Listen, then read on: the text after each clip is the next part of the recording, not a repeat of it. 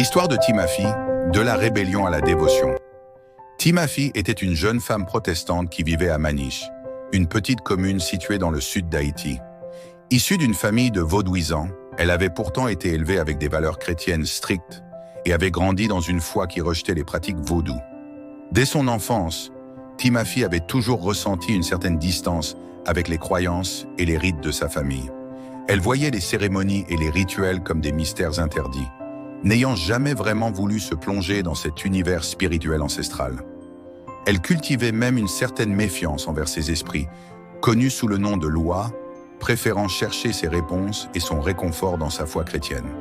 Pourtant, Timafi était une jeune femme curieuse et ambitieuse, désireuse d'attirer dans sa vie les bénédictions et la prospérité, même si elle n'adhérait pas à la dévotion qui les accompagnait. Elle entendait parler des Lapaloa comme des entités puissantes qui pouvaient offrir des opportunités, ouvrir des portes, protéger contre les ennemis et accorder l'amour ou la chance.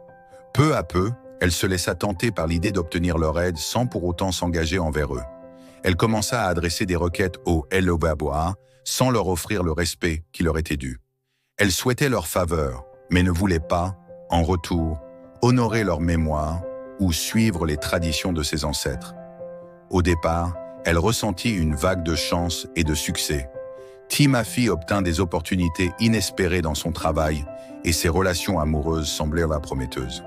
Elle se mit à croire que finalement, elle pourrait bénéficier des pouvoirs des Lapaloa sans pour autant leur rendre hommage. Mais rapidement, cette illusion s'effondra. Sans avertissement, sa vie se remplit de revers et d'obstacles.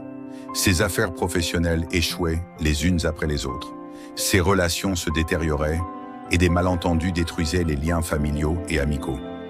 Elle tomba dans une solitude pesante, tandis qu'une suite d'épreuves semblait la poursuivre sans relâche.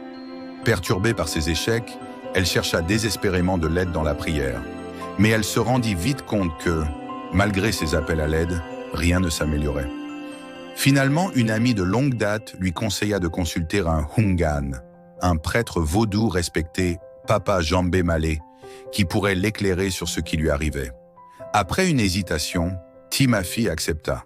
Elle rendit visite au Hungan, qui, après plusieurs rituels, lui révéla que ses ancêtres avaient transmis un héritage spirituel qui nécessitait d'être honoré.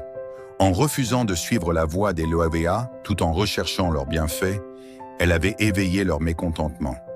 Sous les conseils de Papa Jambé Malé, elle décida d'apporter des offrandes aux Lapaloa et de commencer un cheminement plus sincère vers eux. Mais les Lapaloa n'étaient pas faciles à convaincre. Ils demandèrent davantage qu'un simple geste de réconciliation. Ils voulaient son engagement entier. Malgré sa réticence initiale, Timafi se résigna. Comprenant que sa vie ne s'améliorerait pas tant qu'elle ne respectait pas l'appel spirituel de sa lignée, elle se plongea dans une initiation complète. Cette initiation la transforma profondément. Les rituels, les prières et la discipline de la dévotion l'amenèrent à découvrir une force intérieure qu'elle ignorait posséder. À mesure qu'elle progressait, elle ressentait une connexion puissante avec les Lapaloa et comprenait enfin les enseignements cachés derrière chaque rituel. Timafi s'engagea avec sincérité, gagnant non seulement leur faveur, mais aussi le respect des membres de sa communauté. Les bénédictions qu'elle avait jadis cherchées de manière détournée commençaient à se manifester. Sa vie professionnelle retrouva un équilibre, sa vie sociale et familiale s'épanouissait, et elle devint une source d'inspiration pour d'autres jeunes. Timafi, autrefois réticente, était maintenant reconnue comme l'une des manbo les plus influentes de Maniche. Sa réputation s'étendit rapidement et de nombreuses personnes se tournèrent vers elle pour demander des conseils et des bénédictions. En fin de compte, Timafi comprit que l'héritage de ses ancêtres était une bénédiction qu'elle devait embrasser pleinement. En servant les Lapaloa avec sincérité et respect, elle trouvait non seulement l'équilibre et la prospérité qu'elle avait autrefois convoitée, mais aussi une profonde paix intérieure. Elle était devenue la manbo que ses ancêtres avaient toujours voulu qu'elle soit, guidant et protégeant les siens sous la bienveillance des Lapaloa.